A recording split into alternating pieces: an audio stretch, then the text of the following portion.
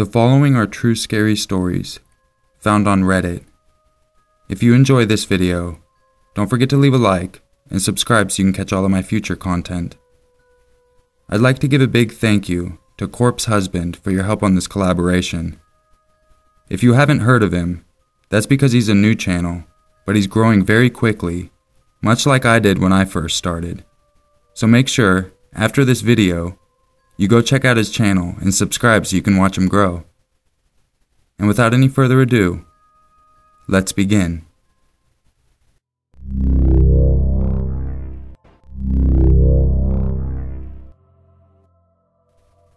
During the mid through late 2000s, I worked in a camera store with a photo lab. We had our fair share of gross, creepy customers that fancied themselves as pro photographers.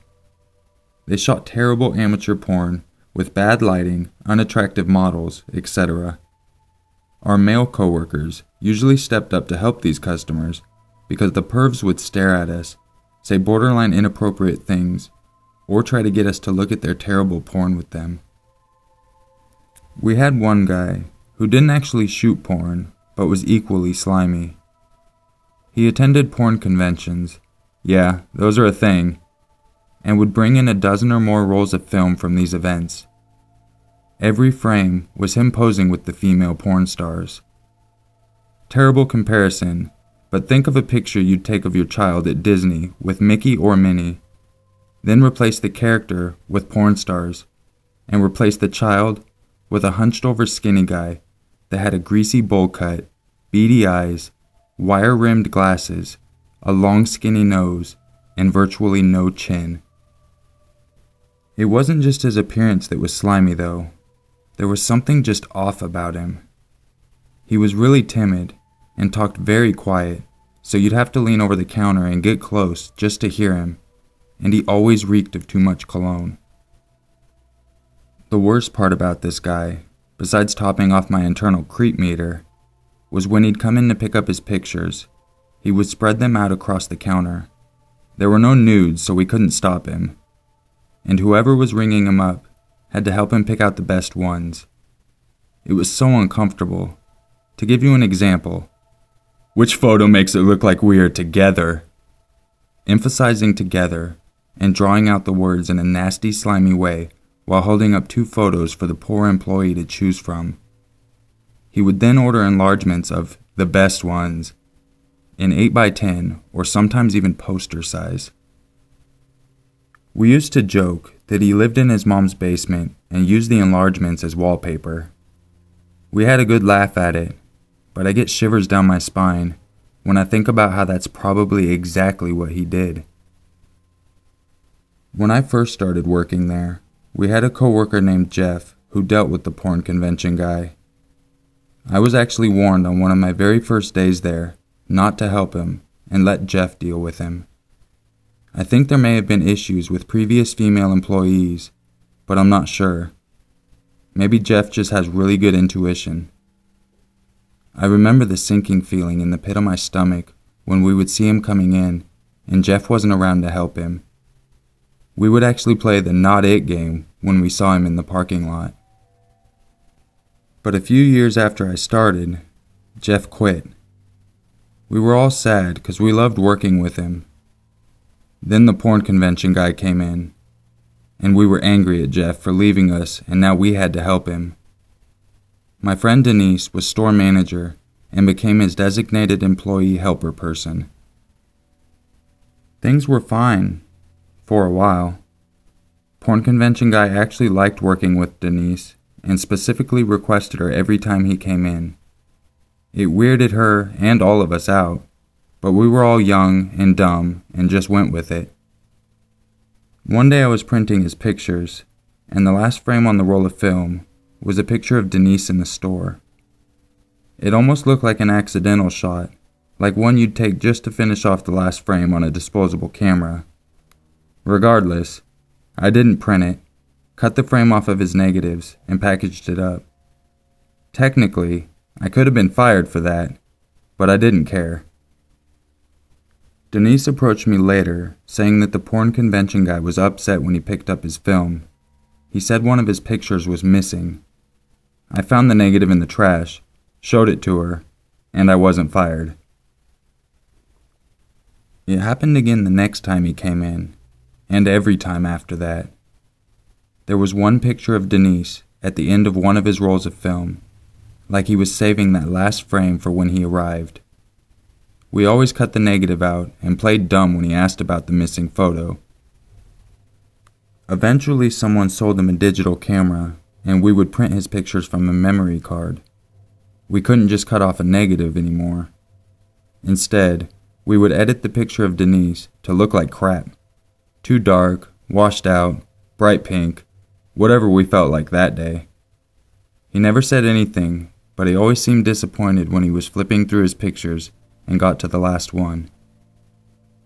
This went on until Denise was promoted to assistant district manager, maybe 2 years after Jeff left, and she had to travel between all of the stores in the state. I became the manager of our store and had to help this creep. Karma sucks. Thankfully, I wasn't his type. Probably because I was a giant bitch to him, and no images of me or any of my employees showed up on his memory cards. One day Denise is at our store for training, and we see porn convention guy in the parking lot. Denise runs to the back room and hides, and I went to help him like normal, gearing up for my bitch mode. First words out of his mouth, "Where's Denise?" I reminded him for the umpteenth time that she no longer worked there. "But her car is here." I'm speechless and just stared at him, jaw on the floor for what felt like 10 minutes while trying to think of something to say. Finally words came out. "I'm not sure what she drives, but she's not here." "She drives that blue Cavalier right there," and he points at Denise's car. I'm seriously creeped out, grossed out, and completely dumbstruck. All I could say was, "No, it's not," like a stubborn toddler, and walk away. The guy didn't leave. He just lingered at the front of the store for about a half hour, pretending to look at picture frames. Denise hid in the back room until he finally left, without buying a frame or saying a word. We called her boss, the district manager, and explained everything. He told Denise not to go back to our store, and that he'd handle our training from then on out. But unfortunately, the porn convention guy hadn't done anything illegal, and nothing he did would warrant us refusing his business, so we had to keep helping him when he came in. Next time he came in, there was a photo of Denise's car on his memory card, which I deleted. Again, something I could get fired for, but who was he going to tell? Denise was basically my only boss. When the recession hit, our business was hit bad. Our district went from having 25 stores to 3. Most of the managers kept their jobs and moved to one of the 3 remaining stores. Denise became sales manager. I worked in the photo lab, and our store manager was a giant douche. He had a sales guy named Nick, and Nick was a pretty big guy and a total hard ass. Thankfully, the first time we realized porn convention guy was bringing in his pictures to our store, Denise wasn't there. I went to print an order and saw his slimy face on my computer screen and just felt sick to my stomach. I told the manager and everyone about the guy and his fascination with Denise.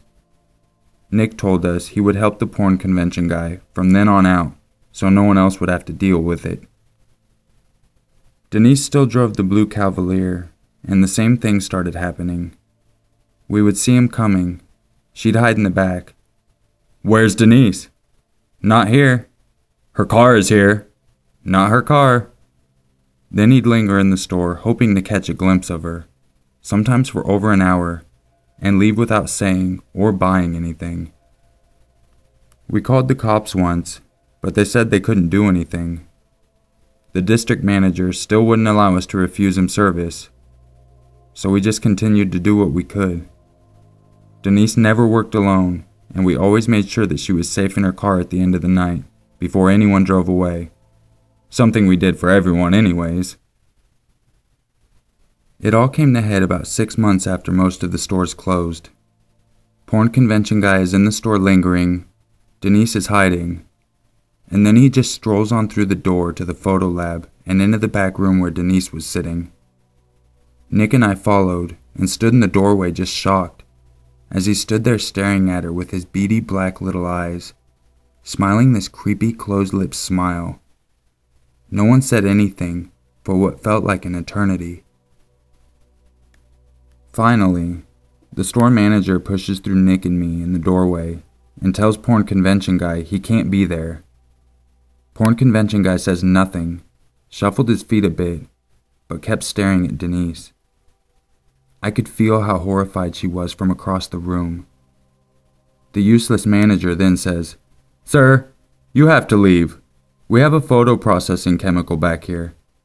It's against OSHA policy for you to be here." Even though this was a stupid statement, it was totally true. Technically, that's why he shouldn't have been back there. But I think that "get the fuck out of here, you fucking creep," was way more appropriate at the time.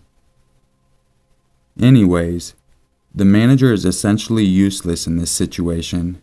Denise was almost in tears. I'm in shock. And Nick, well, he looked pissed. It all happened pretty quick, but I swear Nick jumped over a 6-foot table and got in porn convention guy's face. Well, more like he towered over the cowardly little man. Calmly, quietly, but filled with rage and anger, Nick says, "Get the fuck out of here and don't come back." Porn convention guy was practically pissing himself. He backed up towards the sale floor and walked backwards all the way out the door, visibly shaken the entire time. Nick stayed within inches of him until he was outside. We called the cops again. They can't do anything. We called the district manager. Nick got a slap on the wrist for chasing off a paying customer, followed by a good job. Denise went home for the day. We of course walked her to her car. And porn convention guy never came back to pick up his creepy enlargements. I like to think that every time he stares at the gap in his porn convention wallpaper, he remembers Nick towering over him, ready to smash his greasy bowl-cut covered head into the table.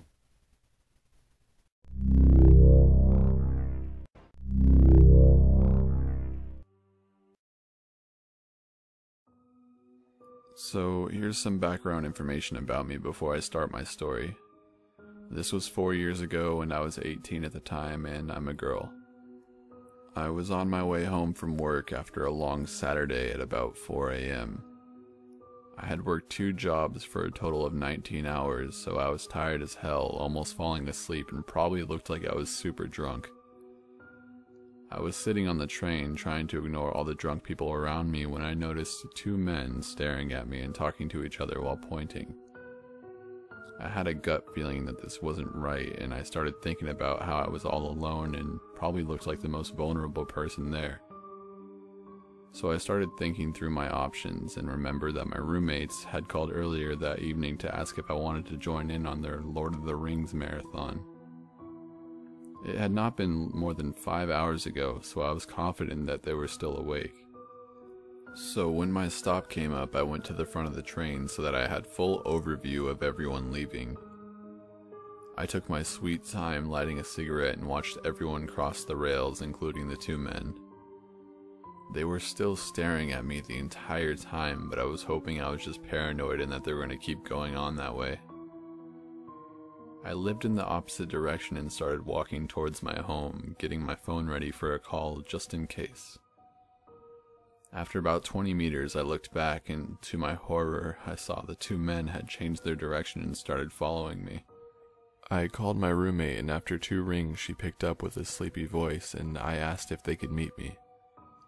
She was in a haze, saying, "Meet you? What?" I still didn't want to say out loud that I was being followed. Suddenly, she sounded more aware and asked if anyone was following me. I turned around and they were 3 meters behind me. I yelled yes and started running. This is when I learned how awesome adrenaline is at saving your ass. I ran over a bridge and started crossing a soccer field when I saw my roommates running toward me. Suddenly, I was in someone's arms crying when one of the guys ran back towards the way I came. We waited for him to come back, and he said he had seen them on the other side of the bridge looking angry and shouting at each other. And when we came back to the house, they explained that when I called my roommate, she had been sleeping, but her boyfriend was awake, and as soon as she said, "Meet you," he understood what was going on and started to get dressed and drag their friend along. And it's not an ending if you didn't find out what was supposed to happen to me. About a year later, I read this news story about the trial of 2 men who had kidnapped a girl and raped her for 2 days before letting her go. This happened the weekend after my encounter and in the apartment complex across the street from my stop.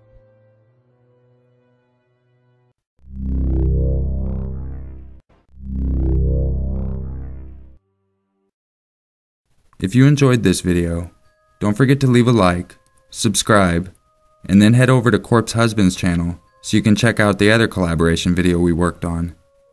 I'll have a link on the screen, as well as in the description below for all you mobile users. And just remember, it's always scarier if it's true.